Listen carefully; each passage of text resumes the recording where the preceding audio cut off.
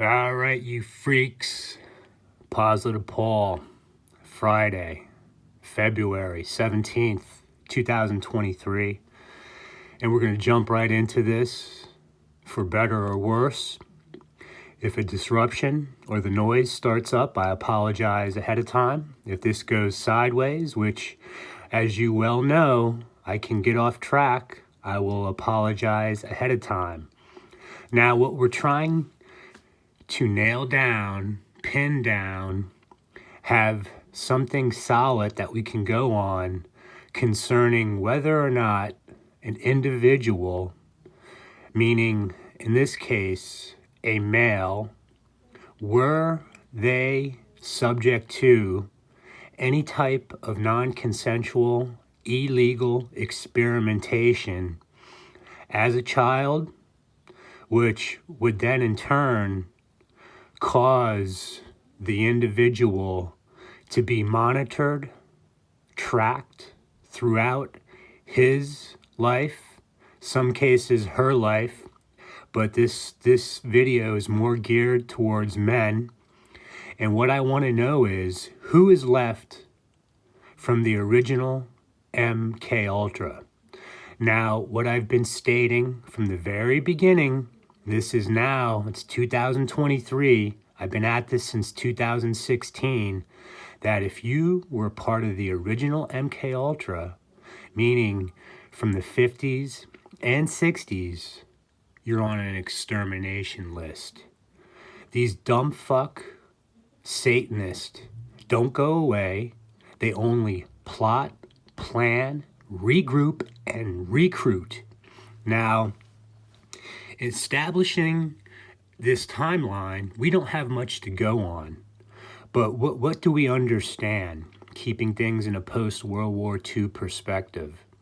That when it comes to these conspiracy theories, the reason why you have them is because there were certain activities, events that took place. The Satanist would love to just have this be swept under the carpet, never to be spoken about. But the problem becomes that the individuals subject to this nefarious experimentation, there are going to be some that survive. And for whatever reason, they need to be kept alive. Or is it just a case of what the Satanists hope for is that once they're done with you, and then they just think that they're gonna, okay, we'll let little Johnny or little Billy go out into the big bad world and see what they can do. But the hope is that while you're trying to understand why these strange events are occurring around you, specifically the harassment and stalking, if you're able to pick up on that, because what they'll do is they'll hide in the shadows initially. Because look, these Satanists are all cowards, folks. They're girly men, all right? They're butt-fucking homo you-know-whats. And the last thing they want is a normal person to understand what they're all about, what they're up to. Now, what are they up to? Well, they certainly love control. They love power.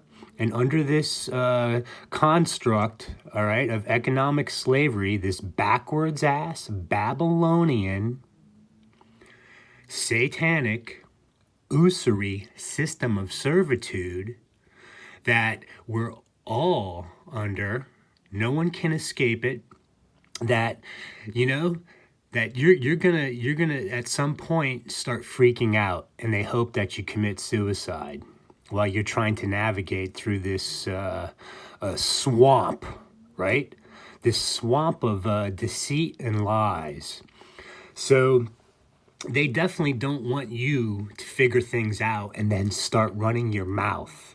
Now, like I said, if you survive this, you're not going to be making videos with bookcases behind you in the comfort of a nice, warm, cushy home, having bank accounts intact.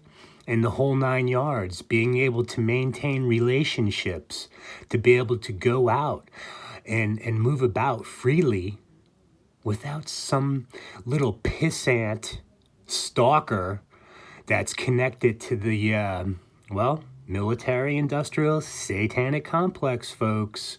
All right? Have to follow you around. So when you don't commit suicide, and trust me, they will create events to try to drive you crazy, their next move is to go overt with the stalking and harassment, because now they're fucked. The individual has figured out that, in my case, I've got implants in me. There's no way around that. A proper medical evaluation will reveal that. Now, like I said, if you were put through the original MK Ultra and you survive this, the bare minimum, you've got tracking implants in your teeth. And at some point, you will realize that, because in my case, they vibrate. It's a sensation. And then also you have to deal with these,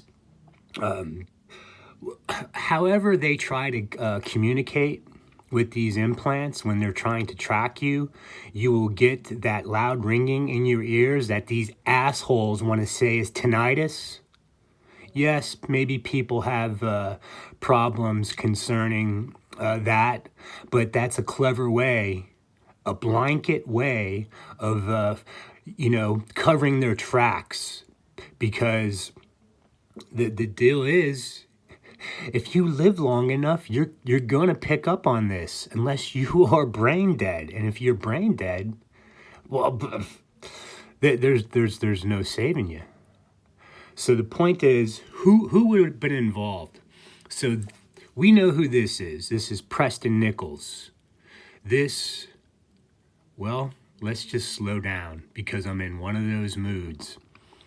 This is one of the so-called participants in this Montauk project, which, as I stated, is an extension of MK Ultra. Now let's back up first. If you were part of the original MK Ultra and you were born, let's just use the example, you were born in 1950. You are somehow connected to the military industrial satanic complex. And look, it is a large group. So let's say you are the son. Let's use me as an example. My grandfather's uncle was one of the highest ranking Satanists known to the United States, Carl Henry Lindner. Now, my grandfather, his nephew, the Navy chaplain who served in World War II, knew all about Uncle Carl and his buddies, Bush, Rockefeller, the Rothschilds. And like I said, folks, these people, they maybe cooperate just out of to be able to accomplish their nefarious agenda, but no one's sending each other Christmas cards or sitting down for Thanksgiving dinner. These Satanists can probably each do without each other if they could. So the point is, you're connected. You have a Satanist in your midst, and then somehow they determined that you are a person of interest, a child of interest. And this will all, keeping things in a post-World War II perspective, this will all, their list of qualifications on who they would choose to start experimenting on. What we're told in the beginning concerning MK Ultra, that this is an extension of what went on in the concentration camps in Germany. And furthermore, we know the occult is involved. And this has something to do with satanic rituals, summoning demons, attaching demons. Now, what did Schneebellen teach us? And if you don't know who I'm talking about, when I throw out these names, you need to do your homework. Schneebellen taught us that the Nazis were knee-deep in the occult. They'd been to the Himalayas to meet these yogis, these lamas. They'd been to the pyramids. And what they wanted to do is take these occult rituals, which I imagine, hey, there's... It's a one big Babylonian satanic jambalaya stew. There's all kinds of rituals, right, folks? What they want to do is take these rituals, which revolve around sound, frequencies, and what they wanted to do is amplify the effect with modern technology. And I think they were able to achieve that. Now, this was all done probably prior to World War II, or they had the basis, the foundation to take the components of the ritual, which would be chanting, drumming, would have involved other things, but again, to amplify that effect. Now, whatever these Satanists would want to accomplish, whether it's sacrificing to Satan, but more importantly, this is what you people don't believe out there about the original MK Ultra. Many aspects to it, but the one aspect is, the overarching aspect is they're looking in particular for individuals connected to the ancient Hebrews, the Israelites. Now, if you, again, with the rituals, as I said, taking a baby hybrid or a baby Edomite is not going to cut the mustard for Satan. Yeah, you could have some fun causing trauma, scaring the shit out of little children and then killing them. But that's Satan. Don't want that. He wants the caviar, not this chum. All right? And that means a little Israelite boy or girl. So MK Ultra is, one aspect is, why in the hell, how did these ancient Israelites, when you read in Deuteronomy, 10 will chase 100, 100 will chase 1,000. What is it? How were these people able to, well, for one, not be mesmerized by the hocus pocus, which you know they were, but not every Israelite back then sacrificed their kids to Moloch. But they want to know is why these people, they're off by themselves, and when you look at their way of life, everything seems to be working right for them, and here we are struggling, meaning the Edomites, meaning the Jebusites, the Hivites, the Hittites, the Amorites, the Canaanites, so on and so forth. And so we know that the Israelites were instructed to stay away, do not practice after the abominations of these nations, Deuteronomy chapter 18. So the main aspect of mind control is, if they let these children grow up to be adults, have loving, caring parents that teach them, instruct them, what happens is you have an adult that will have his moral compass, his or her moral compass, always pointing the right direction. They will see evil and they will point it out. Now, the only way these Satanists can operate is us being dumbed down, the good people, the good folk around the globe, standing in their way. So you have that aspect of it. Now, of course, the Manchurian Candidate. Yes, Russia. Russia was up to mind control. We need to keep pace with these guys or else we're going to be in big trouble. And there's more to it. I get that. But the point is, who would be involved? So let's say you're born in 1950. How old are you going to be now? You're going to be 73 years old, and you were able to go through your whole life and unmolested, that these Satanists let you be?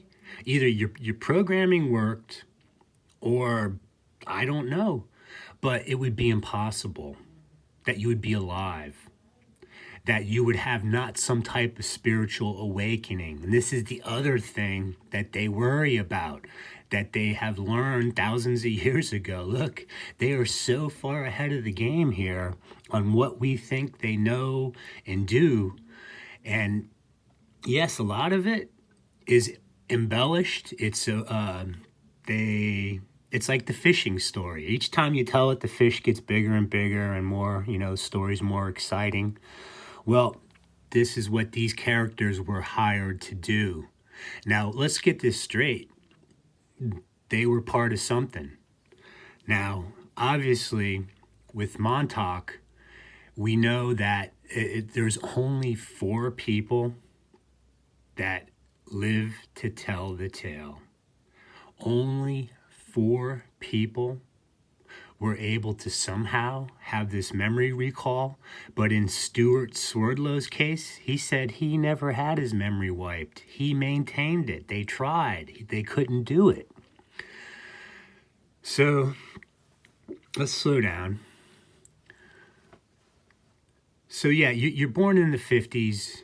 You have someone in your family, who knows, an uncle, an aunt, a grandfather, a second cousin that is tied in knee-deep to the military-industrial satanic complex. And next thing you know, you have missing time. Now, what do? They need to start in on you early. Now, they have to let the child, at least the first year or two, let them grow and develop physically, because you can't start raping and torturing an infant. There'd be nothing left of them. So we understand that part. So around age 2 is when they start in on you. And anybody that has tried to talk about this, they will say their missing time is from childhood. So point being, if you were born in the early 50s and subject to this, the chances are you're not alive right now, because they didn't want you to come back and witness against them. And there is a time-tested method on eliminating their victims. It starts with workplace harassment. If you can get to that point where you're trying to function within society, have a job, it will begin with workplace harassment to reduce your ability to create income, which when you have money and you realize you're being harassed, stalked, most people will try to fight back. So we understand that.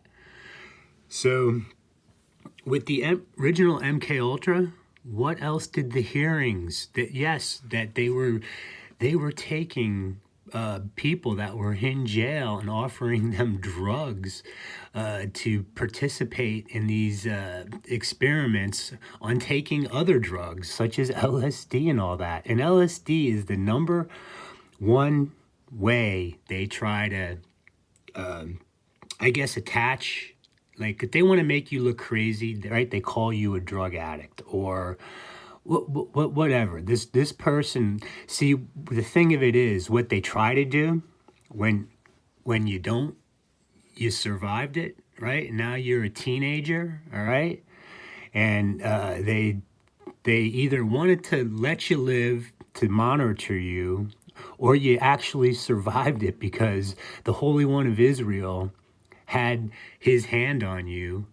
What happens is they will try to develop a pattern of the individual of getting in trouble, being up to no good. So later in life, they can use that against them and say, hey, look, this person has no credibility. He was a drug addict. as a teenager, and then in and out of jail, on petty crimes. How can, there are no Satanists. They don't exist. No one's doing satanic rituals. Do you see how this works, people? So it's very easy to figure out that in 2023, if someone is saying, "Oh yeah, I was part of the original MK Ultra," okay, well, how old are you? Oh well, let's say 65. All right, I'm going to be 57 here. 65. Okay, so what? How did you? When did you first realize that something was not right?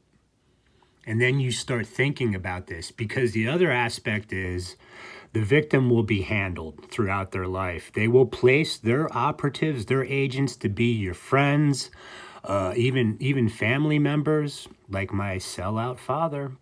He lied to me my whole life. Amazing. And to this very day, this guy, he doesn't even think that there is a hell or he'll be there. So you have that aspect of being handled. So if you're trying to figure out that you were part of something and you have all these weirdos come into your life and then they disappear, you'll have people that will pretend to want to help you, be your friend, and the next thing you know, it's like, "Hey, what happened to so-and-so?" "Oh, well, he moved," or, there was some type of family, family issue that, he had to go deal with. All right. So you have that aspect of it too. But the point is, no matter what, if you were part of this, bare minimum, you got tracking implants in your teeth. So the original MK Ultra was based on more of using the drugs to somehow, truth serum, whatever the objective was. But also you have trauma-based mind control, where starting at around age 2, they will, start creating trauma to disassociate the child, to try to somehow create these alter personalities. And look, it's really more of these Satanists getting their rocks off of essentially being bullies to little children. That's what they are. Now, how many people were they successful into creating a Manchurian candidate? We don't know. Well, think of it this way. The phenomenon of the school shootings didn't start until what? Maybe Columbine?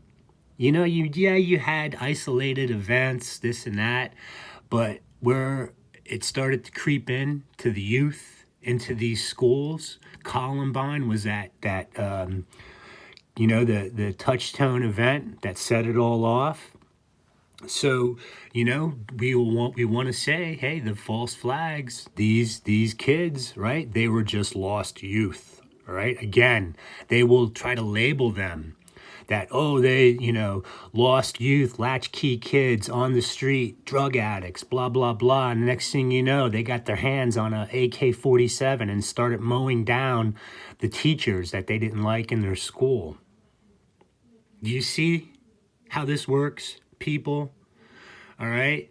And then, as we well know, they take these events to try to somehow use it to create more laws, regulations, their ability to constrict an individual of essentially defending and protecting themselves or their family. So MK Ultra ended in 1972. The Canadians were the ones that put the CIA to task. Where were the Americans? No, because they're so sneaky. These Americans, man, they really think that they're something. These lazy, lying Benedict Arnold lizards. These foolish, fudge-packing Freemasons think they're sneaky. They can go... Here's what I'll tell you. Revelation chapter 22, verse 15. For without are dogs and sorcerers and whoremongers and murderers, idolaters, and whosoever loveth and maketh a lie. If you are a lazy lying lizard, you will not end up where I'm ending up at. I can tell you this, you can have your fun now, play your fucking games, but it's coming. We know it. Everybody in the world knows this. And if you're sticking your head in the sand or you don't know it, you better get with the program. Program, right? Targeting program. Oh, targeted individual program. What a load of shit. So the MK Ultra ends in 72, meaning these assholes have to do damage control. And what happens? Helms burns all the records, January 73, not because I said so. This was put in the congressional record. And we've gone over this, that, look, the Church Commission didn't do shit. It's like trying to put a Band-Aid on a foot-long gash from a machete. All right? And these guys, remember the graham crackers? And they're all laughing, right? Well, I don't know what was in them graham crackers. See, it's all a big joke. When people's lives were destroyed and they think, oh, okay, yeah, we got away with something. Yeah, well, I tell you what, maybe here on Earth you got away with something. But no, it's going to be very hot, very warm. You'll be sweating bullets all day long. Now remember what hell is going to be like. Imagine the worst smell in your nose all day long. Imagine the noise in your ears all day long. Imagine demons, thousands of demons, little pinpricks all over your body all day long. Sounds like fun, huh? So this is what's in store for these sad sack Satanists, these American Nazi, Edomite, wannabe Israelite, fake Jews. Synagogue of Satan. I get it. It's one of the churches, but there's a modern day representation of these lazy lying lizards and their synagogue of Satan. And there's people pretending to have the heritage of the ancient Hebrews. They hijacked that. We got to get this through our thick heads. So let's look at this now before I go nuts. My focus is on the Montauk Project and these 4 assholes. Now let's look at Preston Nichols. We want to develop a timeline concerning Montauk, which is an extension of MK Ultra. I told you people, after 72, the victims of the original, the remaining victims, all right, in my age group, you would have been isolated. I was taken to the Canary Islands in Tenerife, where I remember being in a school with about maybe possibly 30 blue-eyed, blonde hair little boys. Now, why? Because what happened is these intellectual barbarians, meaning Delgado, meaning Jolie West, Heath, a long list, they had been experimenting with these implants on people. I was one of them. They will lie right to your face and say, no, would never do that. It's unethical. Oh, we follow our Hippocratic oath, right, folks? No. So what happened is you gotta, if you're part of this, you're gonna be isolated throughout your life. You're not gonna be able to make friends, have relationships. They gotta keep you moving.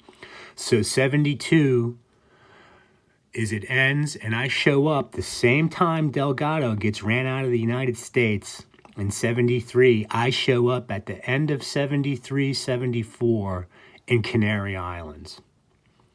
Now, let's look at this logically.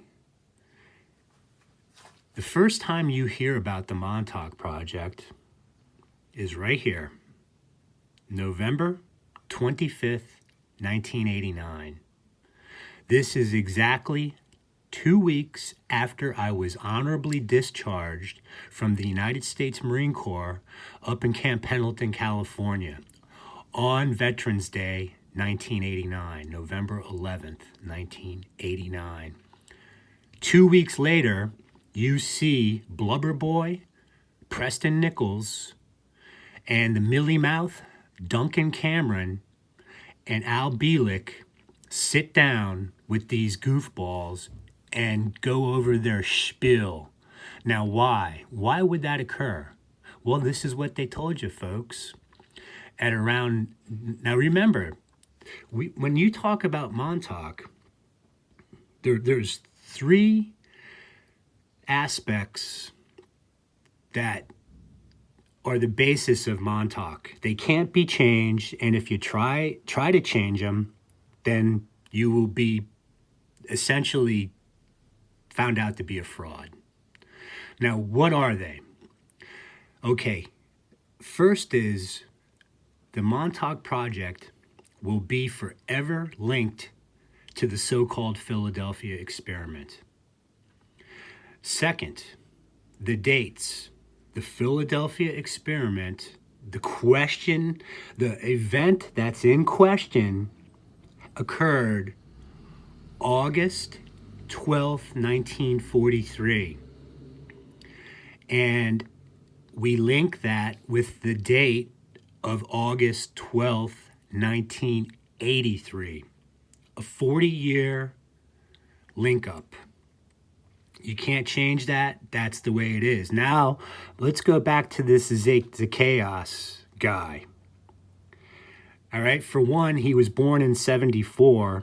According to what Bielek and everybody else had said, that the further experimentation, they were concerned with people that were in the age group starting from puberty, maybe 12 up to 16, 17 was probably the limit. Now, why is that? Because once you get into your late teens and 20s, your mindset becomes fixed. It will be difficult to try to mind control somebody that's in their mid-20s. Probably next to impossible. So again, the point is, if you don't get to these individuals as children and then keep it up, all you're doing is just destroying a life. That's all you've done. So if Zacchaeus was born in 74, the fatal day of the Montauk Project crashing was August 12th, 83, it would make it impossible for him to be there during that period, for the reasons I just described. So if you tell me, like I see these frauds, the baby Draco hybrid, James Reek, these slippery, slimy, sleazy super soldiers, Montauk, yeah, fighting the draconian grid, right? No, all these assholes. Rink himself says that he was age regressed and born in 79. So that don't work for him. Now let's say Montauk crashes August 12th, 83. They have to regroup, right? These Satanists only plot, plan, regroup, and recruit. And let's say maybe they find a new facility to operate in, or they stay there. Could some of these younger people, starting late 80s, early 90s, is it possible? Okay, yes. But then again, if you're living and they were doing something to you, I am telling you as fact that you're going to have implants in your teeth to track you once they let you go. Because what are they going to do? Keep you in a cage under Montauk your whole life? Like an animal? See, these Satanists, that's what they think, that they're so in control of this situation, and we're all they're the dumb dogs, not us. Okay, so we got this straight, that it's impossible if you're a kid and you're on social media or you have a website because you have resources, money, which that's another thing in itself, and you're squawking about Montauk, which I see this, I can, man, it's impossible. So Montauk, as explained to us, was an extension of MK Ultra. The scraps of these kids, and I was one of them. All right, they would have been the ones used between 80 and 83. All right, now let's look at me as an example. Okay, MK Ultra crashes around 72. I end up in Canary Islands, end of 73, 74. From there, I go to Utah. I'm in Puerto Rico for a while in the late 70s. And then in Thanksgiving of 1979, I end up in this East bumfuck Illuminati holding pen town called Vernon, New Jersey, in the northwest tip up in the Appalachians. They got to keep you isolated. But this was an incubator for these young Edomite kids, and mixed in were these me, and I can look back now, and some of them are dead. I've tried to contact these people. Yeah, he's dead, long gone. They would have been mixed in to somehow keep them all corralled in this little area. So where it was about maybe an hour away from New York City. So you have where I show up in Vernon, November of 79. I'm in the 7th grade, and I just turned 13. My birthday's October 17th. So now the first setup to get me out there, because look, whatever it was about me, this is what they did. And I've already told this story. I'm repeating everything that I'm talking about right now. So this may be the last time because I'm getting sick of this. It's, okay, I finished school. Now it's June of 1980. My mother drops me off at this kid's house, Lenny Rinaldi. We were going to go swimming in the lake, play basketball. And then what happened was, all right, we go back to Lenny's house. He was a latchkey kid raised by his grandparents, who I think were connected to the Italian mob in New York somehow. But what happened was we were downstairs playing pool, billiards, and Lenny breaks into his grandfather's liquor cabinet, and we start drinking liquor. Next thing you know, I pass out, and that's when my missing time starts. June of 80, and then I start to piece things back together in 83. Now, how do I do that? Well, my first concert I went to was in the end of October. It might have been like, I think October 29th, and the reason why I know that is because I researched this. I went to a Black Sabbath Quiet Riot concert at the Meadowlands in New Jersey. That was my first concert. So that's where I remember 83, starting school. I had my birthday, and then I went to my first concert with Bosma, Elmo, and there was one other person. I can't remember, but so the summer of 83, which is in question, what do they do? I have a story I can tell, and I'm going to do it separate.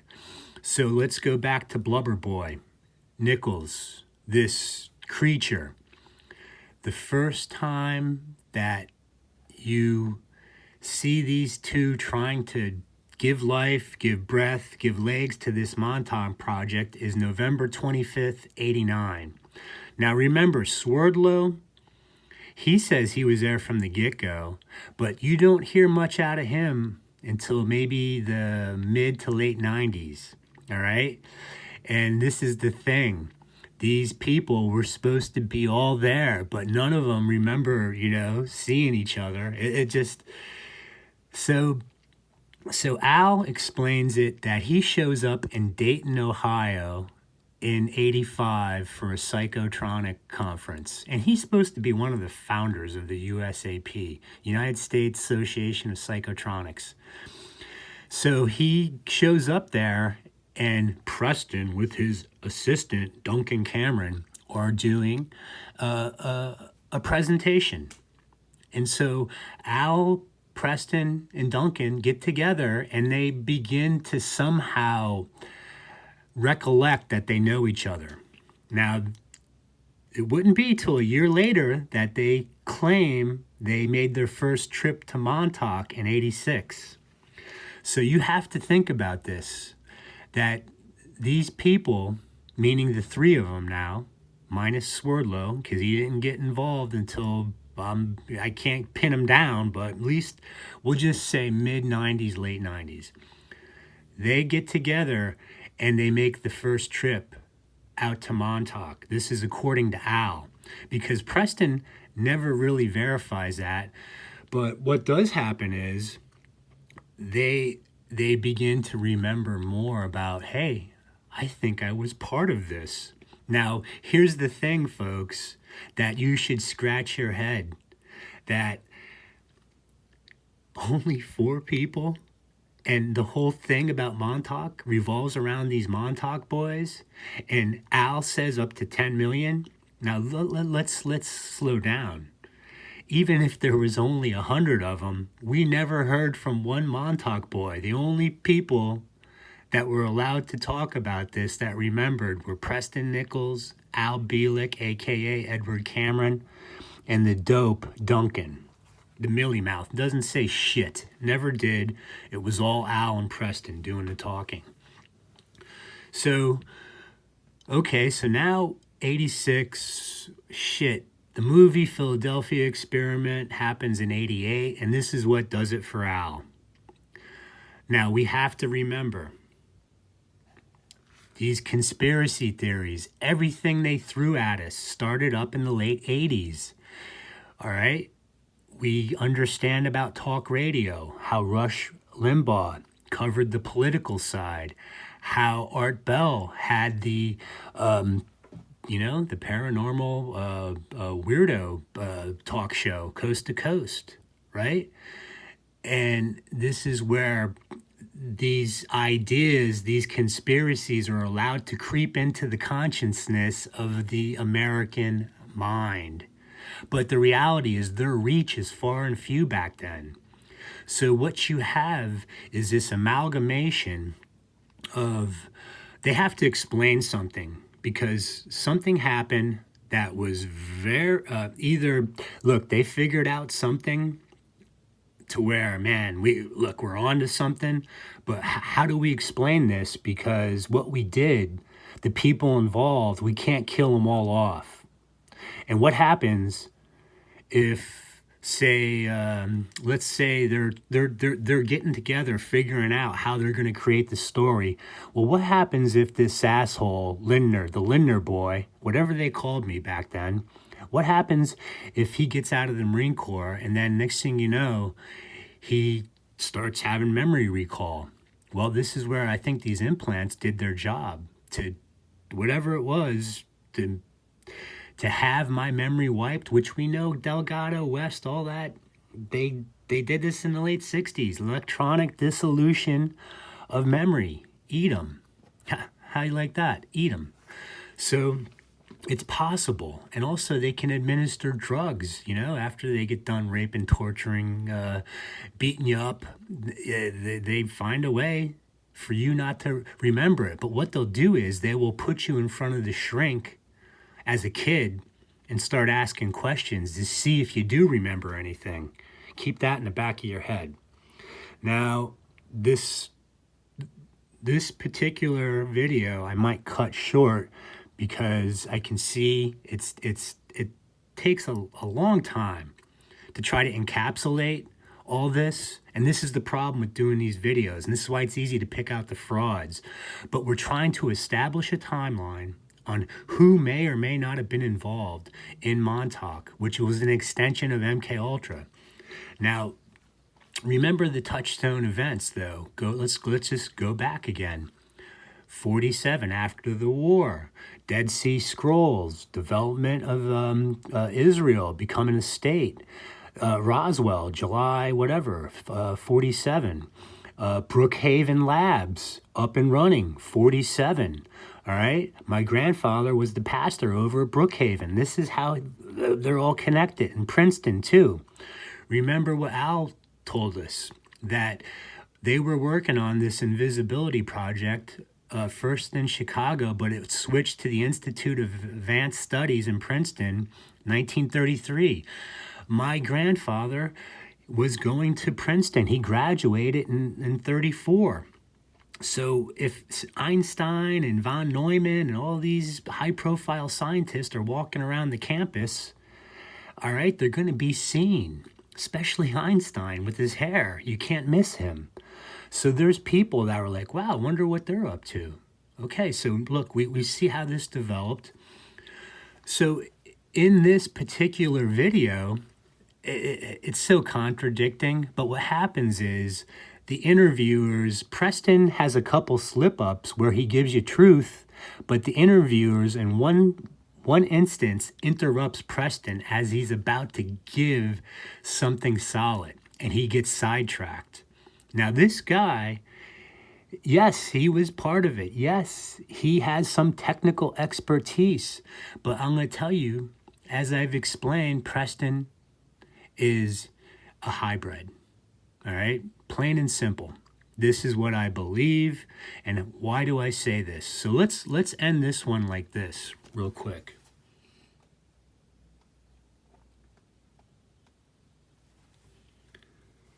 This is Preston as he's explaining about what happened on August 12th, 1983. And he starts freaking out. Remember how I talk about the sawtooth effect with these hybrids? But look how his mouth, the demon, the two eyeballs right there. Do you see that? Right here. The two eyeballs, the demon on the side of his mouth, how everything's warping out. Electromagnetic distortion that comes off these original hybrids. But the point is he's explaining what Duncan did. This guy is sitting there like he is scared shitless. He don't say a word, and when he does, he makes no sense. So look at Preston. This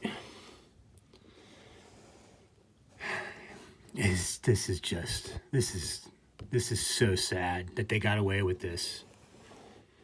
Now with the hybrids, remember about the look at his neck, how it looks reptilian right there. But remember, what do we focus on? These gray aliens, right? These spindly fallen angels. Why is it the eyeballs, the nose, the mouth, and the hands? Because a gray alien, they don't look like human. So their deal was, if they're going to be able to pull the wool over our eyes, they got to assimilate somehow within the human population. The only way to do that is look like us. And the thing of it is, they figured that out somehow. Whether it's holographic technology, I don't know. But the thing of it is, look at Preston. And again, these things happen when they're lying. These lazy lying lizards. He's telling Duncan, when Duncan should be explaining what he did, not have Preston do it for him. So this is the first, this is a 93 video, and we'll go back to next video. I will be more precise on when these videos took place, but come on, people. I don't know if that's coming in, or you can see his eyeball right there. All right. And look, they all think it's a joke. But look at Duncan's mouth. You see how you get the stair step, the geometric pattern? All right. These Edomites, they either have some technology inside them that causes them to also have electromagnetic distortion, or, you know, hey, they're a fallen angel using some type of holographic technology. So there you go, right there. And this is how we'll end this. See, when you're trying to have some sort of credibility concerning these issues, you got to have some proof. Somehow, some way, I had hung on to my first driver's license all these years.